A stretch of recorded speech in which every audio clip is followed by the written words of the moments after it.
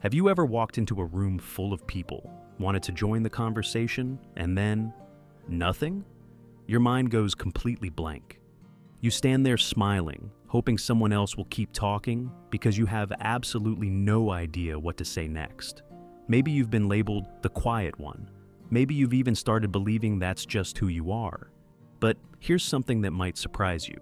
Being quiet isn't usually the problem.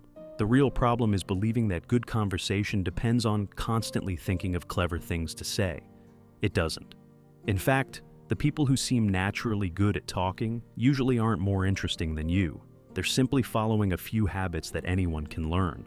If you've ever replayed conversations in your head afterward, wishing you'd thought of something better to say, or avoided social situations because you were afraid of awkward silence, stay with me.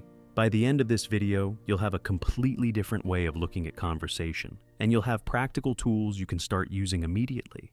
One of the biggest myths about conversation is that your job is to impress people. Most quiet people feel enormous pressure to say something funny, intelligent, or memorable. That pressure is exactly what causes your mind to freeze. Psychologists call this self-focused attention. Instead of paying attention to the other person, you're monitoring yourself. You're wondering how you sound, whether you're boring, whether you're talking too much or too little. The more attention you turn inward, the harder it becomes to think naturally. Here's the first shift you need to make. Stop asking yourself, what should I say? Instead ask, what can I learn about this person? That one question changes everything. Your goal is no longer to perform. Your goal is simply to become curious. Curiosity is one of the greatest conversation and skills you can develop because it takes the spotlight off yourself. People generally enjoy talking about their experiences, opinions, interests, and stories. You don't have to entertain them. You simply have to give them room to talk. For example, imagine someone says they just got back from vacation. Instead of trying to top their story with one of your own, ask, what was your favorite part? Or what surprised you the most? Notice how those questions invite a story rather than a one-word answer. The conversation suddenly has somewhere to go.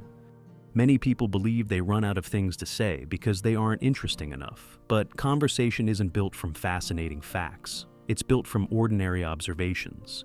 You don't need to discuss philosophy or current events every time you meet someone. You can talk about the situation you're both experiencing, something you noticed, something they mentioned a few moments ago, or something you're genuinely curious about. Think of conversation like playing catch. You don't throw the ball once and then stop. You throw it back and forth. Someone shares something. You respond to it. Then you gently toss the ball back with a question or observation. That's all conversation really is. Another mistake quiet people often make is believing they have to avoid silence at all costs. The truth is that small pauses are completely normal. Most people don't even notice them as much as you think they do. When you're anxious, a 2-second pause feels like 20 seconds. But to everyone else, it's just a natural moment to think. Instead of panicking during silence, let it happen. Smile. Maintain relaxed eye contact. Take a breath. Often the other person will continue talking on their own. And if they don't, you can simply comment on something nearby or return to something they've already mentioned. One technique that communication experts often recommend is called threading. Imagine every sentence someone says contains several threads you could pull on. If someone tells you, I spent the weekend hiking with my brother, there are several possible threads. You could ask about the hike, their brother, the trail, how often they hike, or what got them interested in it.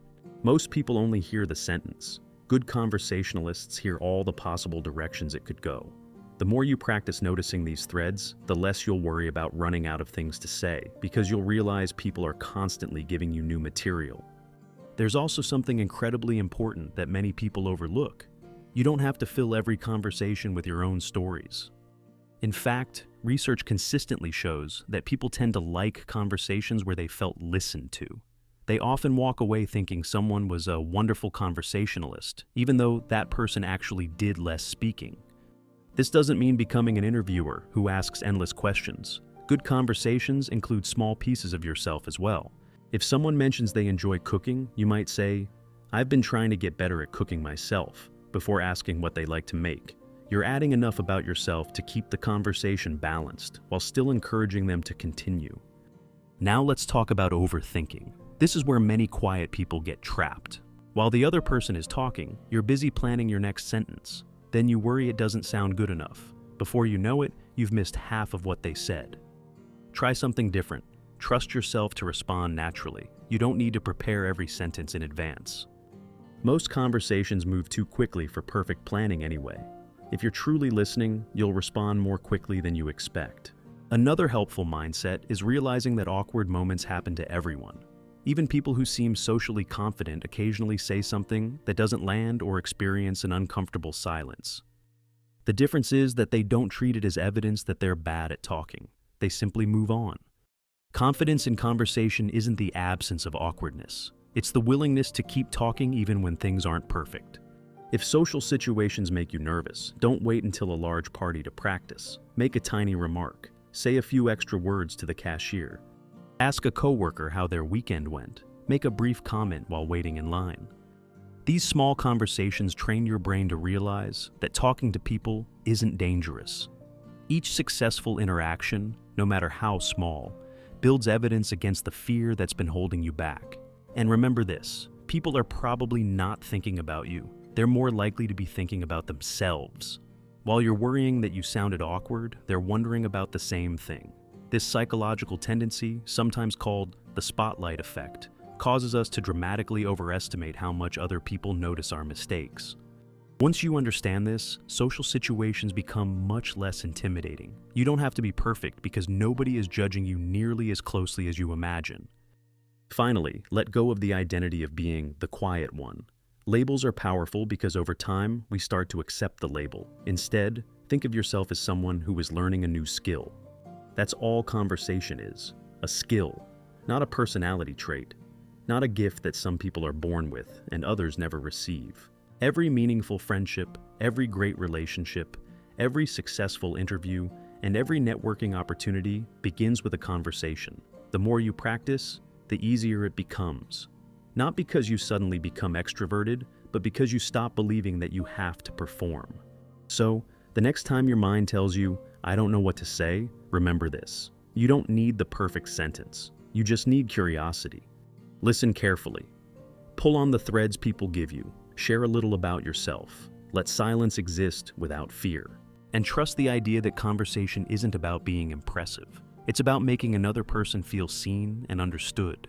You may have spent years believing you were simply quiet, but perhaps you were never bad at talking to people. Perhaps no one ever showed you how conversation can be a skill you can build, one small interaction at a time.